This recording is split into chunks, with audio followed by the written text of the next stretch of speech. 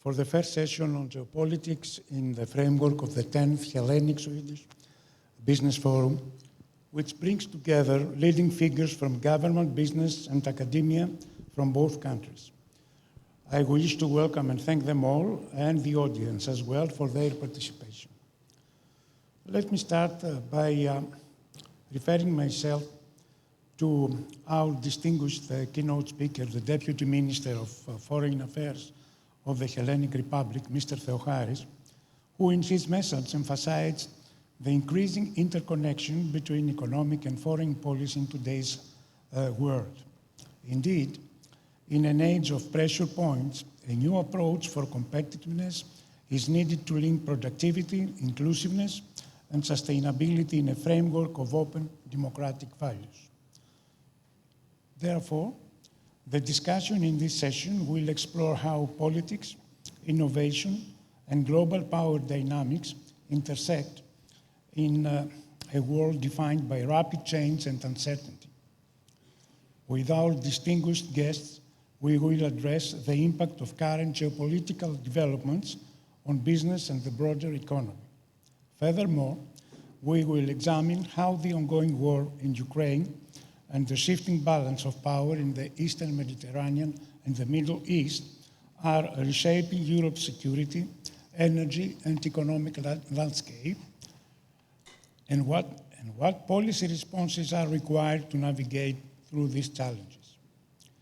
We will explore also how important regional actors like Greece and Sweden are repositioning themselves within a restructured geopolitical, economic, and business landscape. Indeed, at a time when Europe stands at a crossroads of strategic tension and industrial transformation, both Sweden and Greece find themselves at strategic crossroads. The situation in the Baltic region mirrors, in many ways, that of the Eastern Mediterranean, and both countries have been upgrading their defense capabilities while taking a more active role in shaping European security and energy policies. Sweden, ranked third worldwide in innovation, is a long-standing member of the EU and, breaking with its historic neutrality, has joined NATO last year. Greece, an early member of both the EU and NATO, remains a cornerstone of Western presence in the Eastern Mediterranean, and as the flag state of a fleet carrying over 18% of global maritime trade, it plays a pivotal role in global commerce. While geographically distant, Athens and Stockholm share common values, strategic interests, and a renewed sense of collective security. Within the European Union, the two nations are natural partners in advancing the green transition, sustainable growth, and technological innovation. Sweden brings advanced know-how in digital transformation and sustainable industry, while Greece offers a dynamic environment to apply and expand these solutions, particularly in energy, transport, and tourism. Now, allow me to say a few words on the procedure. Our panelists will make presentations for about 4 minutes each. A panel discussion will follow based on a common question addressed to all, and 2 to 3 individual questions to each of our panelists will follow, and then our guests will answer questions from the audience before the first session of the forum will end with a brief wrap-up by myself. Well, let's start by Mr. Göran von Sydow, who came from Sweden early this morning, and I will give him the floor to make his introductory remarks. Well, thank you so much, and thanks indeed for having me. It's a great pleasure to be here in beautiful Athens. Now, much has already been said, but I thought I would use these few minutes to frame a little bit how I think about 3 set of questions, really. Where we are, what's the context, what that means for Europe, and what potential drivers and hinders are there in the roads for moving forward. Now, the context has already been displayed, and this is, of course, the new geopolitical surrounding. And to me, at least, there are at least 4 dimensions, interrelated dimensions of this new great power rivalry or transactionalism that we see in global politics. The first one is, of course, the security dimension, most visibly notable as a result of the full-scale Russian invasion of Ukraine. The second element is that of the economic competition and the surrounding and the withdrawal from that order that we used to know in terms of sort of stable, rule-based order in our economic relationship, but also powers using economic tools for political gains and vice versa. The third element is that over technology. The competition, which is of course connected to the economic dimensions, but the struggle to control, be early out, and also lead in the technological race. The fourth dimension is perhaps more of an overarching one. That is about the principles of international order and life, where great powers obviously now don't really respect any longer fundamental principles of UN Charter, of that of territorial integrity, etc., etc. Now, all of these 4 dimensions, I think, are in a sense new to us. For the European Union, we've lived a couple of decades under quite favorable conditions for how we want to play in the world, at the world stage. That is with the softer power that the EU has, that is by fostering interdependence, trade relations, and that way spreading values. Now these new conditions and the surroundings that I explained, we don't quite know what will come next, but I'm quite certain that it will not be the old way that we used to know. So we have to prepare ourselves for that. So what does these challenges mean for the EU? Well, I think as a summary, I think what we see is that it's raising expectations of a shifting role for European cooperation overall. You see it on the defense side, obviously, strengthening defense, partly because of what's happening in Ukraine, partly because of the sense of not exactly knowing where the transatlantic link is heading. We see it on the economic side as a vehicle for new initiatives when it comes to increasing European competitiveness, laid out in plans such as the Draghi report or Letta report, which indeed are a call for renewing our work on competitiveness and industrial innovation, but perhaps with slightly different nuances.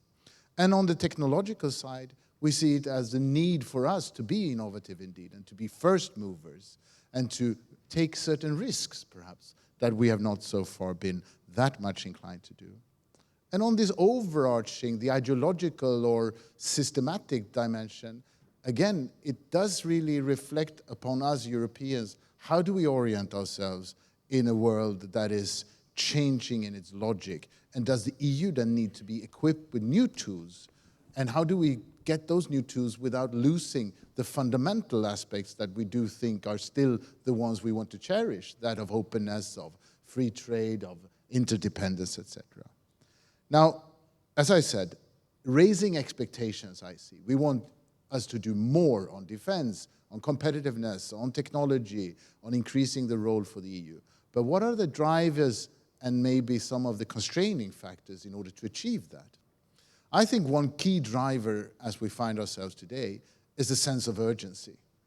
We see it, unless we get act together, unless we do certain things, we risk of running into irrelevance, that Europe becomes just a secondary place, you know. We have a shrinking part of the global population of GDP. Why would anyone listen? Why would anyone respect this Brussels effect, us, you know, making the norms for anyone else to follow? So we see this as a sense of urgency that will, of course, enable actors to act, to do things unusual. I would say also there's a driver in the sense that the public opinion is quite on board with this. You know, it varies, of course. We see different threats and risks. If you go to my region, the major risk and threat is that of Russia. And on the security side, that may look different from other geographical points of view, but there is a threat perception that will need a common response. But of course, there are several constraints as well. I mean, if we talk about the European Union, we always have the treaties and the legal requirements. We have that of limited resources and finances, be it on the budget or on our domestic side. We have that with strong political fragmentation, leading to quite weak executives that goes on both levels, on the European side and on the member state side. And of course, the key issue is that of unity. If one is to act together, we need to find unity. And that needs to find unity among the priorities. So what we need, final remark, I think first, we need to still work on our common understanding of our predicament. And that's why exchanges like this are important. And we need to have the capacity to act. So I took 3 C's down: creativity, compromise, and courage. Thank you.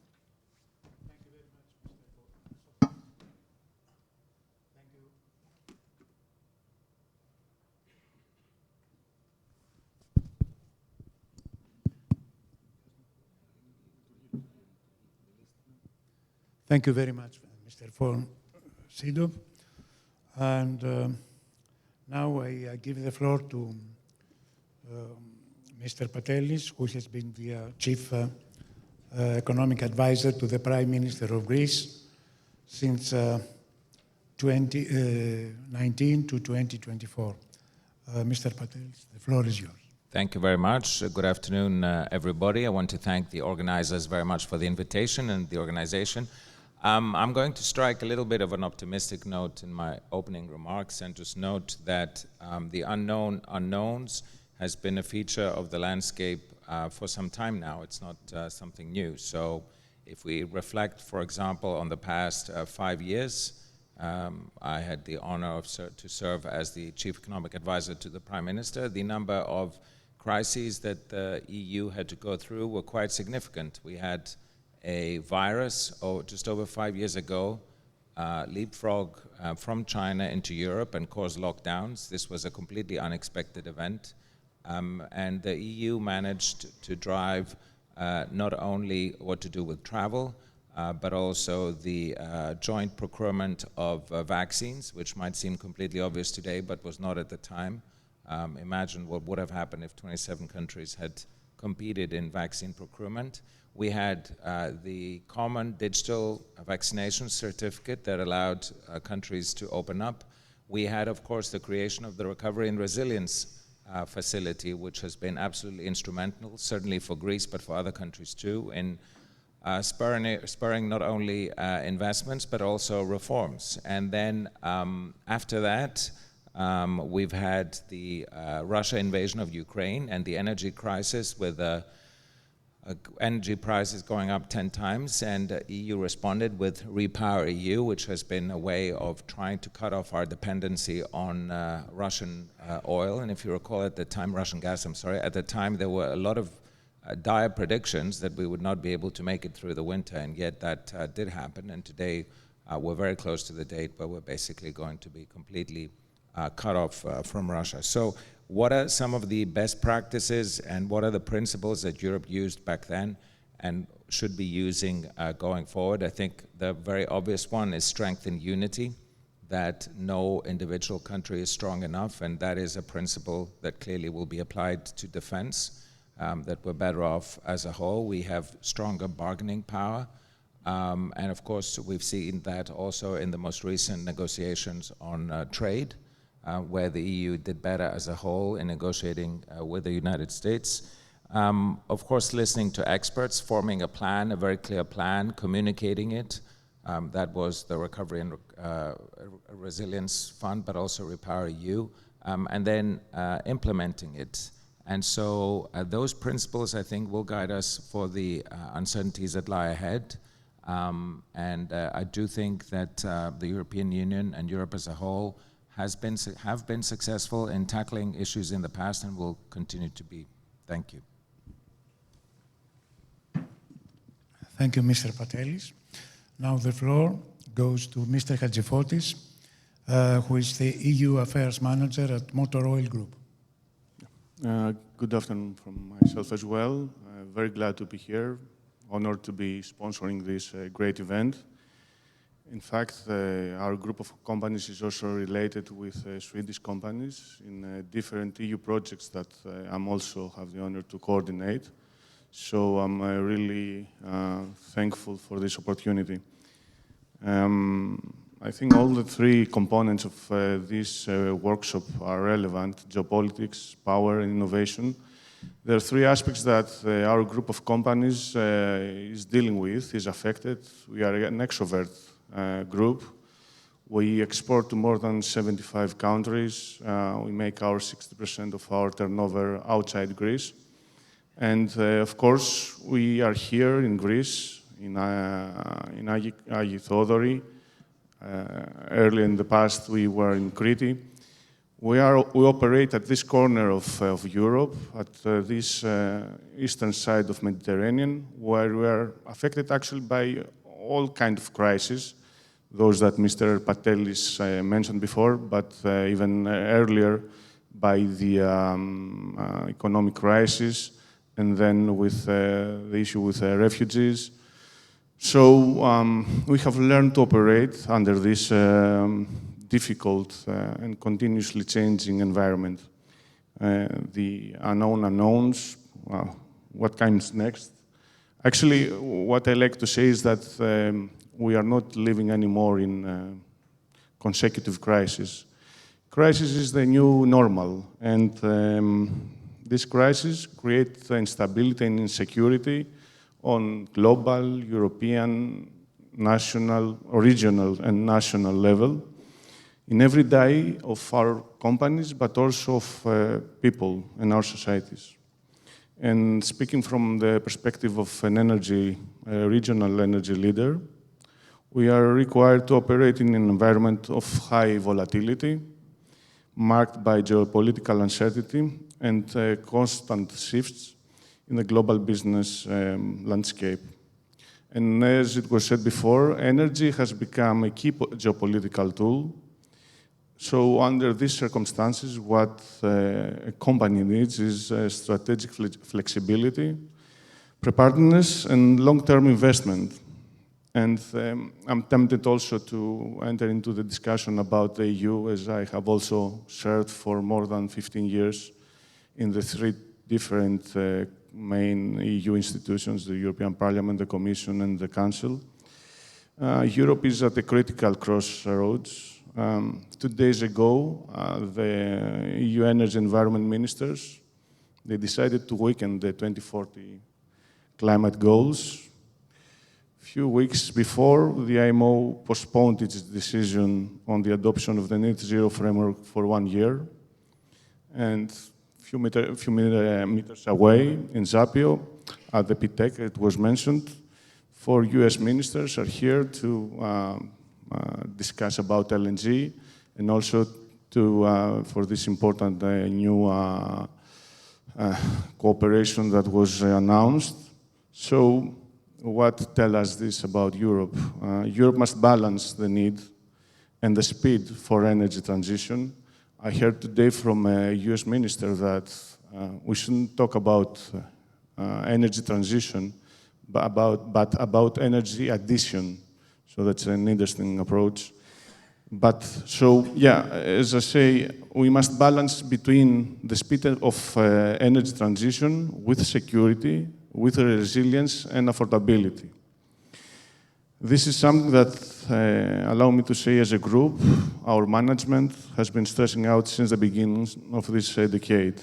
The cost of this transition from traditional resources to clean forms of energy remains enormous. And in addition, the need for investments in energy storage infrastructure, in grids and networks is imperative, which requires, again, time and huge funding. And besides, allow me to say, the lack of leadership and given the increasing influence of anti-systemic powers in the EU institutions need to become more reactive, more responsive and flexible in real time in view of the global challenges such as its security, its energy, its technology, and of course, business competitiveness.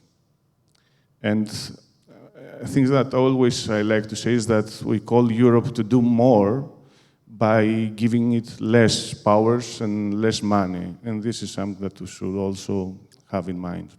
Thank you. Thank you, Mr. Chatzifotis. Well, I think that from your first remarks, A common question to all of you is stemming out, and well, I think that you have already answered some of its aspects, but let me ask you directly. The world's geopolitical and economic landscape is being reshaped by new realities, security realignments, global trade tensions, and energy challenges. How are these global shifts changing the way governments and businesses plan and cooperate? And what should EU policymakers do differently to help European companies adapt and grow under such uncertainty? Mr. von Sydow. Well, thank you so much. It's been great listening to this introductory comments as well. I think, in essence, very short, I think my point would be that we should, of course, assess the vulnerabilities. We should really be clear-eyed about where we are, but it should not be enough to just admire the problem. So the question is to move from that assessment of the vulnerabilities and then into some action. And that would require perhaps some creativity when it comes to what we do in each member state. How do we foster the best response? And I think collaboration would be something that comes to my mind at least, taking really the strength of our different actors within each society, in particular then from academia to the business side and government, and make that work in a way that also fosters innovation and forward-looking. And when it comes to the European level, as you mentioned already, it's also a question of thinking about certain things we want always to keep at the member state level, because we want to have control. But if the conditions are different, then maybe we should also perhaps be able to rethink a little bit. What is the main priorities we want to do at the European level? And maybe we should do a little less of certain things and move forward on certain sensitive areas. Mr. Chatzifotis? I understand the question with my initial comments, but once again, what I can share from the experience of our group of companies is that in order to survive in this environment for more than 50 years, you need to have a long-term strategy, which of course cannot be, a Bible. You have to continuously being able to reconsider, to adapt, and be flexible and be ready. And we went through the deep crisis of the Greek economy, which actually made us more extrovert, gave us the vision to invest not only in traditional oil and gas, but also in renewables, in circular economy, in areas that there is opportunities. So it's not only about challenges, but this situation creates new opportunities. Thank you, Mr. Chatzifotis. As I think that Mr. Patelis has already elaborated on the first common question, I would like to ask him a specific question for him. What are the emerging risks and opportunities for Greece in general, and for Greek businesses in particular, as Europe seeks more resilience and increased competitiveness in such a volatile geopolitical environment? Thank you. So Greece today is in a very different situation than it was 10 years ago. Obviously, investment grade was regained a few years ago, and the country is firmly in the heart of Europe. We had only a few weeks ago the president of Bundesbank from Germany visit Greece and mention in his interview that Greece should act as an example for Germany, which is something that would have been unthinkable only a few years ago. And if you look at the markets, yields in Greece today are lower than those both in Italy and incredibly in France. So all of this presents enormous opportunities for Greek businesses, for cooperation. We saw some of that materialize today with the announcements that were made with the United States, but obviously it cuts across all countries. The fact that Greece is now considered a permanent and stable member of the European Union, its geographic location, and it's the development of energy. It's part of the single European market, and all the other strengths that it has makes it a very good place for investment. I would say that the main risk remains more or less similar to the rest of the world, which is political instability. We saw what that can do in a country like France, which has a very strong economy, and yet an economy that has effectively been without government for some time now, and without visibility for businesses and citizens to plan ahead. So in this environment, Greece still has this relative advantage of being in a politically stable environment, but of course we will have elections in 27, and we do begin to have this fragmented political system that has plagued a lot of countries in Europe. And I think that one thing that we have learned from the previous decade is that business and prosperity and enterprise does not operate in a vacuum. As much as each one of us would like to believe that they're very good at what they do, we cannot prosper in a country or in a framework that is not stable. And so political stability and stability of the institutional framework is a prerequisite for business, and I think this is the main risk going forward, not just for Greece, but unfortunately for many countries in the world.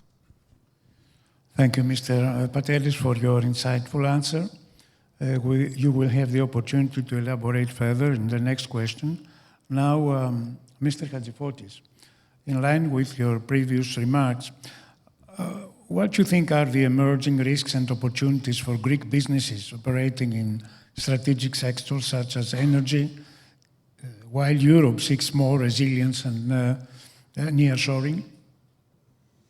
Yeah, as it was mentioned before, Greece has the prospect to become an energy hub, but also a telecoms hub for the region. Not only as an import hub for LNG, but of course due to our inexhaustible resources in renewables, but also with the interconnections that can be made with the other side of Africa. Greece indeed has, gives many opportunities to play this role. But as I said in the introductory speech, we really need to invest now in infrastructure. The electrical grid needs heavy investment. We need also to find a way to get connected through pipelines through the Balkans to the Central European market. And we also need to develop our technology, to invest in technology. This is a bigger issue for Europe, how is lagging behind in technology compared to the other side of the Atlantic, to China. So, we shouldn't we should avoid, while we are trying to get independent from the natural gas from Russia, to get dependent from either technologically from third countries, or even for LNG from a single country. So this is an environment that, in our view, creates big opportunities. But at the same time, I will echo what Mr. Patelis said. What we really need is stability. Investments need stability, tax incentives, tax predictability. So all these, when you are well prepared, when you have vision and you have a long-term strategic plan, gives you the opportunity to be ready to adapt. Thank you very much for your remarks, Mr. Chatzifotis. I think that they are very interesting, and I think that we should take into consideration this changing world so that we may, all of us, that means government and businesses, and the European Union take decisions toward a new world who is already coming, and it seems that the rules are already broken and we should re-establish them in a way that could help us to go forward. And this is, I think, one of the topics that Mr. von Sydow could also help us answer. To your view, Mr. Sydow, what should be Europe's top strategic priority over the next decade in order to remain relevant amidst intensifying global power competition in a multipolar world? Well, thank you. It's a tricky question, and I think we've touched upon it. I would say, with the risk of being a bit Swedish and Northern European, I would say that right now Ukraine needs to be the top priority, because the outcome of this war will have strong repercussions on our security environment. So hopefully that's not a decade-long challenge in itself, but the commitment from Europeans to take care, responsibility for our security to a much larger extent, that will be a decade-long challenge. And the outcome of this war will also have effects on how much we have to do this, if I can say it that way. We will need to put quite substantial resources in building up our security and our capacity to act in the world. But of course, these are resources that we would also like to use for other purposes, for the productive purposes, for innovation, for research, for growing the European economy. And of course, there's a challenge. There is a challenge. How do we meet all these needs with the kind of constrained resources that we do possess? But again, I think really, hopefully in the short term, I think that the Ukraine and the war, it's a fundamental issue, that unless this is resolved in a way that is good for Ukraine and then in turn also good for Europeans, we will live in seriously troubling times for quite some time. Thank you. There is no doubt that the war in Ukraine is one of the factors that has changed the optics through which Europe, the member states and the whole Europe look at the future. Mr. Patelis, from your experience advising at the highest levels, what bold strategic policy choices, shifts, would you propose in order for Europe to stay resilient and competitive amidst geopolitical headwinds if you had the carte blanche mandate? Thank you very much. So since my previous answer, I said that we should listen to experts, I will repeat that answer now and say that we have two excellent reports, the Draghi report and the Letta report, that highlight what Europe needs to do. And broadly speaking, both reports basically tell us that we should be completing the common union in all dimensions. So I'll start with the banking and capital markets union. This is an objective that has eluded Europe for some time now and is important to achieve, primarily to safeguard against any future crises. This country knows what happens when you go through a crisis, a banking crisis, and the risks that that entails. There are efforts to create cross-banking institutions. Unfortunately, national governments are trying to slow some of them down. Here in Greece, we have UniCredit's investment in Alpha Bank, which has been welcomed by the government and by the Bank of Greece. But there's also, of course, a capital markets union, and here you need more work to be done.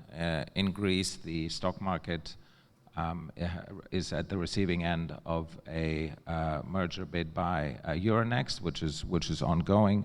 But the government has also called for a common European markets regulator along the lines of the common European banking regulator, the SSM. Capital markets should also have a stronger common regulation.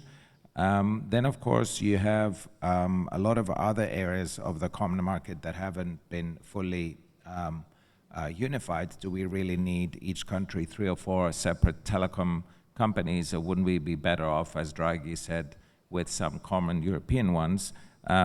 We have, of course, still a lot of so-called territorial supply constraints. That means when you go to the supermarket and you try to buy a product, you will find different prices for the same product across different countries. Price differentials that are not driven by transport costs or by other type of differences other than artificial barriers that prevent homogenization of prices across countries. We have, of course, a lot of work to do in services where each country still has, or rather there's a patchwork of different regulations across countries. And of course, the big project of the moment is the common European defense. Again, it doesn't make sense for 27 countries to have each their own defense system. Of course, each country will always have a defense capability, but there needs to be also a joint European defense umbrella, and I think this is probably the area of the Draghi report where there's been most advancement. But all of these objectives that the Draghi and the letter report mention are not that difficult to implement. It's just a question of political will. Thank you. Thank you very much, Mr. Patelis.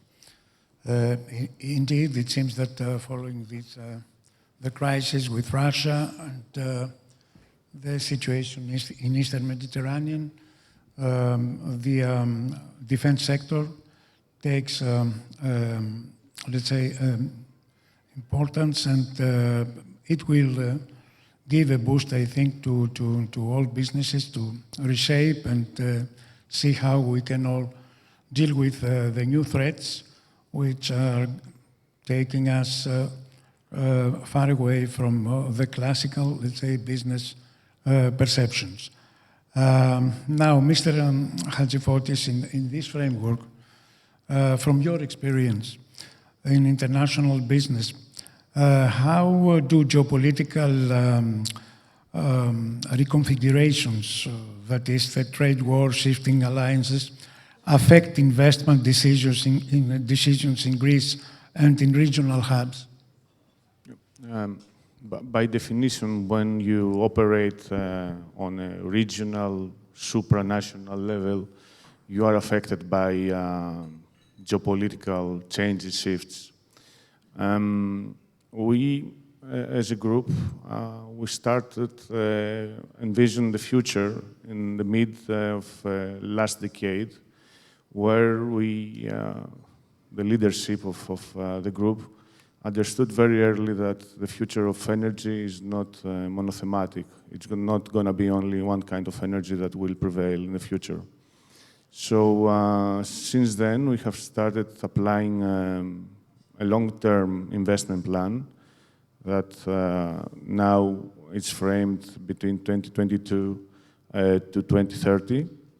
And it's about 4 billion euros, and half of it, or a bit less, is invested in our resilience, in how we can make our traditional infrastructure, our refinery, more energy efficient, more smart, but also more protected from physical and cyber threats, since it's a major critical infrastructure for the country.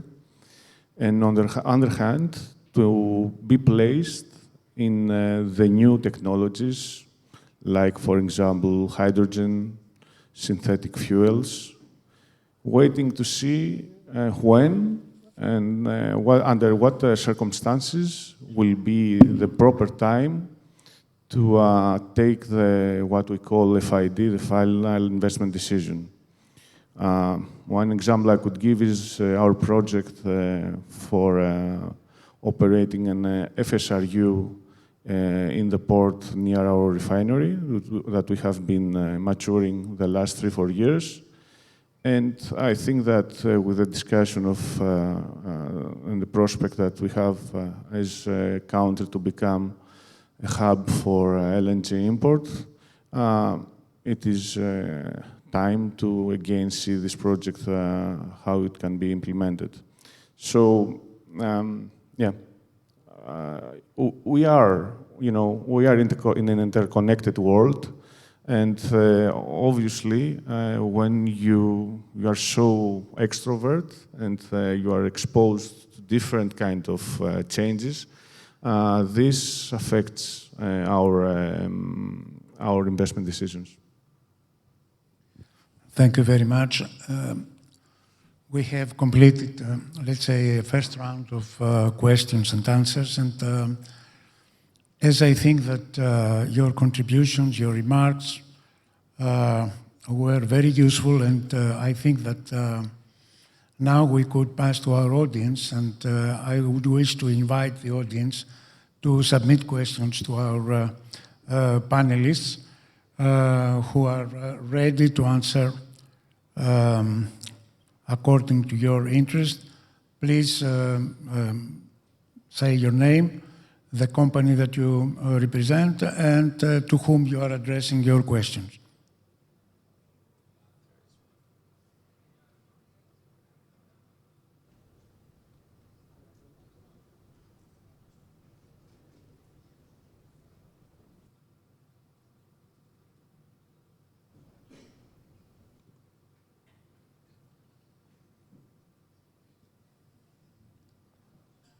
I, of course, recognize that our panelists have tamed their issues in a very,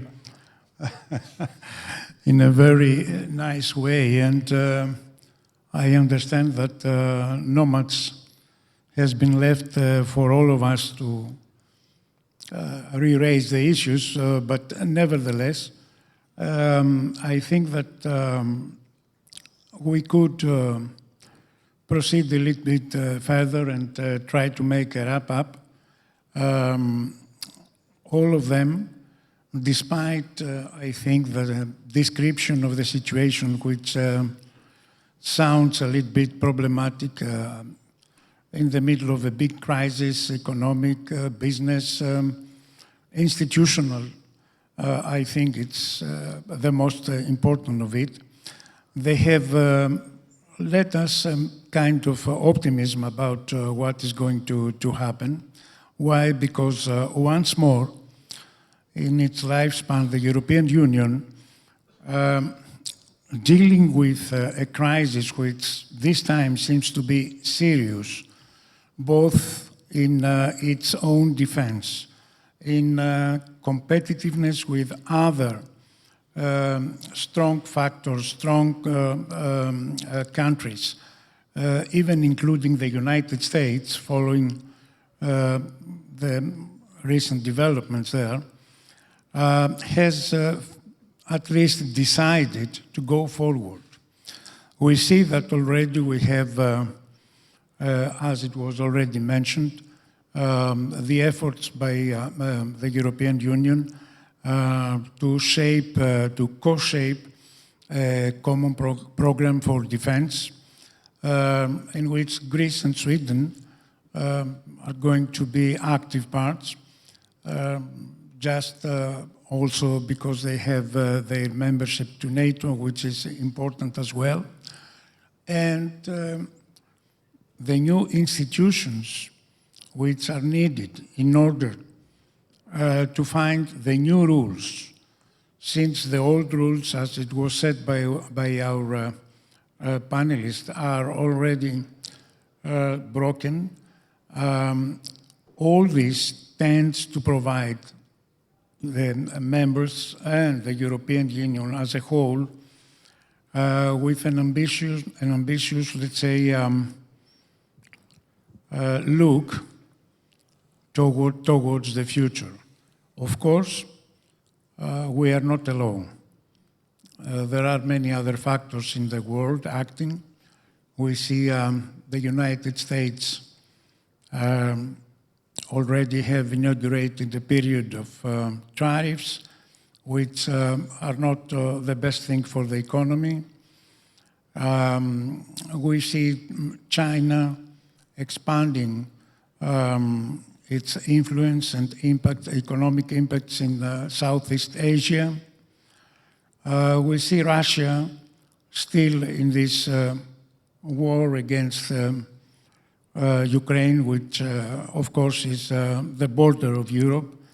And we have reacted, and we are still reacting as we have to. We are not going to accept a change of borders through war. And we see also the region of Eastern Mediterranean to deal with difficult challenges like the Palestinian issue and the situation in Libya. And all these are factors that really have important impacts on the economy and the entrepreneurship, difficult to be overcome. This is what I understand that my distinguished co-panelists tried to talk about, tried to make clear that although the situation is not easy, I could say that maybe it's going to get harder. Nevertheless, there looms an optimism because we have already started to react. Before closing this session and before thanking the panelists, our distinguished panelists, I once more I'm addressing to you, the audience, and invite you. There is time for one or two questions, if you have any. Mr. Georgakopoulos.